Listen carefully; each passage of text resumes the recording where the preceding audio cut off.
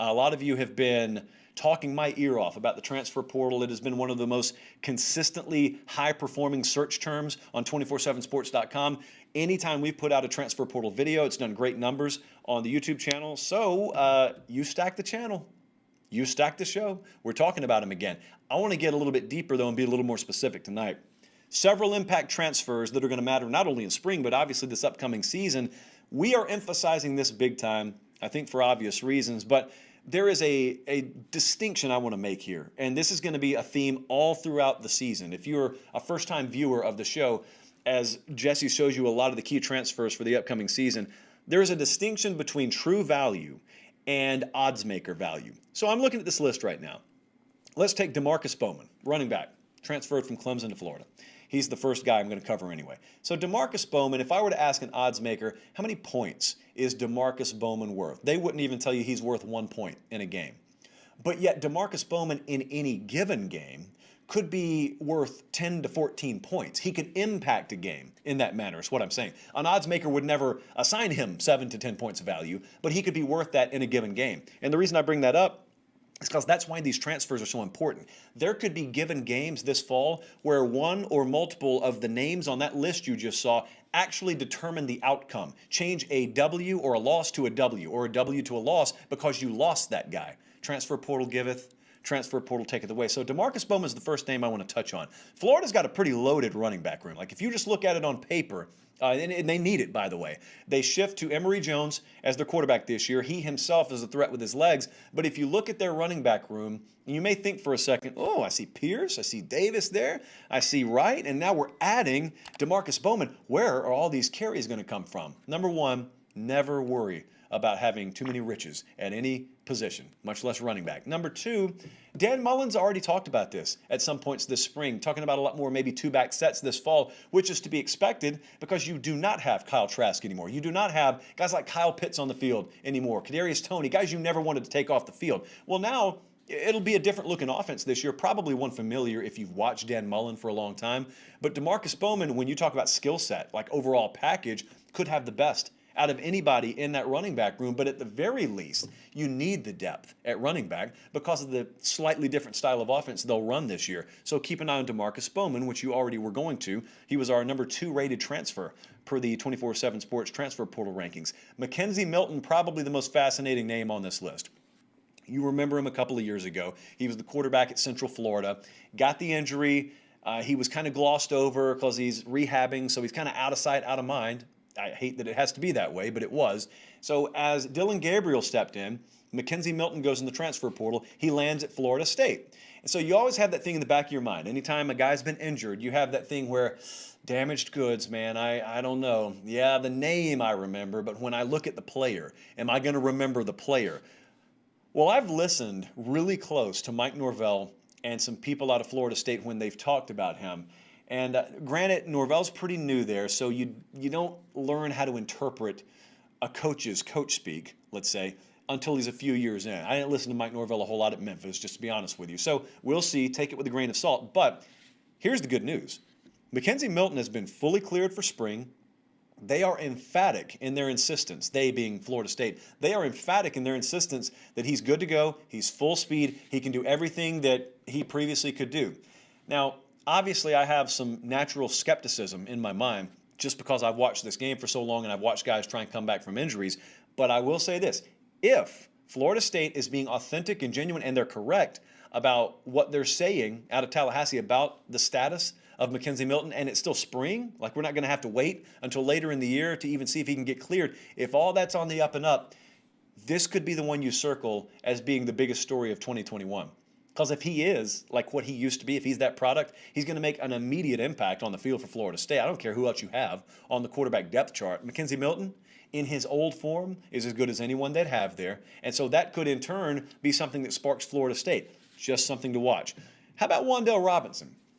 Wan'Dale Robinson, so we've got him ranked as the top receiver in the transfer portal. Wan'Dale Robinson was Nebraska's best offensive player before he decided to transfer and come closer to home. This is the kind of stuff that's going to happen in the portal. Like if you just geographically happen to be positioned in the right place like Kentucky is, Wan'Dale Robinson decides, I want to go closer to home, I'm a Wildcat. And this is very big. So not only do you just take a team's best offensive player, that's my opinion, by the way. It's not that we had him rated there necessarily. But number two, remember, they're installing everything new offensively at Kentucky. Missouri and Kentucky are not typically programs that are talked about a whole lot. In fact, I didn't even touch on them in the SEC spring segment we just did. Kentucky and Missouri, both fascinating for different reasons, but Kentucky's, you're installing a new offense here. And so, yeah, like we got to figure out quarterback. Joey Gatewood or who else is going to be at quarterback there, got to figure all that out. But it sure does help when you have these role players and you're not going to ask a quarterback to just, well, you got to shoulder the load. Whoever we pick got to shoulder the load. Wan'Dale Robinson's a difference maker. Wan'Dale Robinson in a program that tends to play a lot of close games, that could be a guy who is the difference between 6-6 and 8-4, 7-5, 9-3. You just never know how that's going to happen. Eric Gray is another one that really fits that description, and this is, boy, that 2019 to 2020 stretch. Eric Gray's a really good football player, running back, headed from Tennessee to Oklahoma. There's no way Lincoln Riley could have planned this. You just got to leave yourself some flexibility so that you can be the beneficiary if this does happen to fall in your lap, just like the next guy we're going to talk about. Also, Oklahoma, the beneficiary there. But he's a physical runner. It's going to be a really good 1-2 combination because you've got Kennedy Brooks there already, obviously. It's a really good 1-2 combination. But I'll tell you something else. I think, and I had someone else tell me this too, sort of a personnel guy in the SEC, I think he was very underutilized as a receiver at Tennessee. Partly because that's just not what they wanted him to do. That's not what they were asking him to do. I think there's a misconception that maybe he's more a straight runner. He's going to give you a physical presence, but he's not someone that you're going to probably throw the ball to a whole lot. No, he can be. I fully believe he can be that. Probably a lot more underneath stuff. He's not going to stretch the middle of the field vertically, but Eric Gray can be a really effective sort of in that manner, a dual threat talent at the running back position. I'm not telling you he's the next Najee Harris, but I'm telling you he can do some of the things that Harris could do and should have been asked to do that at Tennessee a lot more. Also, Wanya Morris, headed from Knoxville to Sooner Country there out in Norman. He was a freshman All-American in 2019. COVID got in the way of a lot of guys in 2020. Wanya Morris was one of them, and so like you didn't quite get what you thought you'd get out of him. This is a guy who is an NFL type. He's a plug-and-play type as an offensive tackle. He is an immediate contributor. So those two guys, Gray and Wanya Morris, are immediate impact players that, again, just because of circumstances outside of Oklahoma's control, they benefited from. That's the way the transfer portal is going to work every year. Someone's going to be a big winner that they themselves didn't even know they'd be in position for 6 months earlier. And last but not least, maybe even most, Tyreek Stephens. From a team in Georgia that has so many question marks at corner right now, the one commodity proven that they would have had at corner said, I want to go back home too. This is a former 5-star guy. This is a guy with NFL physical pedigree and potential. And he's also in a college football contract year. This is the year. This is the year a lot of people at Georgia had circled to think Tyreek Stephens was going to pop this year for them if he was on campus in Athens. Well, now he transfers. He's got his reasons, like there are whispers, I don't know, whatever the case is. It's not anything necessarily off the field related. There's no hidden story there that you need to know about that's going to impact his play on the field. He's a good player. He has not reached his physical potential or his ceiling as a player. He is a thoroughbred of an athlete. I mean, he's an incredible athlete. And he goes now into a situation where he's headed into a program that playing time is going to be available for him. And secondly, it's a place where a lot of people are trying to feel themselves out. Like you saw Miami on the field with Clemson this past year. They wondered whether they belonged. Well, if you wonder, you don't belong. Tyreek Stephens is the kind of athlete. You need more than him. But Tyreek Stephens is the kind of athlete that when he walks onto the field, he looks like the Clemson guys look. You got to get a whole bunch of those guys. So baby steps, obviously. But those are some of the impact transfers to watch this year. And also keep in mind, a guy like Henry To'oTo'o is still in the portal. We've got big-time guys still in the portal that have to kind of feel things out. You know, there's different circumstances for different guys.